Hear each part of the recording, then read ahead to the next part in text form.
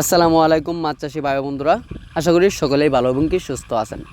আজকে আপনাদের মাঝে নিয়ে আসলাম কালীবাউস মাছের পোনা, যা কিনা বাজারের প্রেক্ষাপটে দাম রয়েছে বেশ ভালো এবং কি এই মাছগুলো খেতে অনেক সুস্বাদু হওয়ায় এই মাছের চাহিদাও রয়েছে বেশ।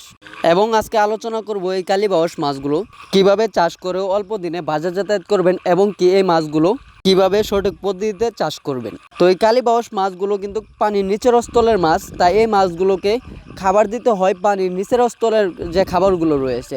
সেই ক্ষেত্রে আপনারা যদি প্রাকৃতিক খাবার উৎপাদন করতে পারেন এবং কি প্রাকৃতিক খাবার কিভাবে উৎপাদন করে তা সম্পূর্ণ প্রসেস জেনে যদি এই মাছগুলো চাষ করেন, তাহলে কিন্তু এই মাছ চাষ করে ভালো একটা লাভবান হতে পারবেন। তো আপনারা প্রাকৃতিক খাবার কিভাবে উৎপাদন করবেন? প্রাকৃতিক খাবার উৎপাদন করতে গেলে প্রথমেই আপনাদের যেটা করতে হবে সেটা হলো গিয়ে পুকুরে সার এবং কি সমিতন দিতে হবে। যেমন রয়েছে টিএসপি সার, মাটিয়া সার, আরও বিভিন্ন ধরনের যে সারগুলো রয়েছে এবং রয়েছে উস্তাদ।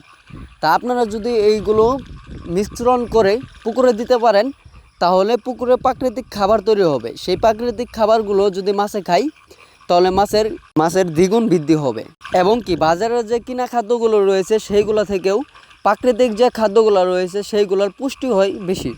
তো অবশ্যই আপনারা যদি অন্য কোনো মাছও চাষ করেন, যদি প্রাকৃতিক খাবার উৎপাদন করে মাছগুলোকে চাষ করতে পারেন, তাহলে এই মাছ চাষে আপনারা ভালো একটা লাভবান হতে পারবেন। তো আপনারা যারা কালীবাউসের মাছের পোনা নিতে চান অরিজিনালটা, তারা অবশ্যই ভিডিওর স্ক্রিনে দেওয়া নাম্বারে আমাদের সাথে যোগাযোগ করতে পারেন।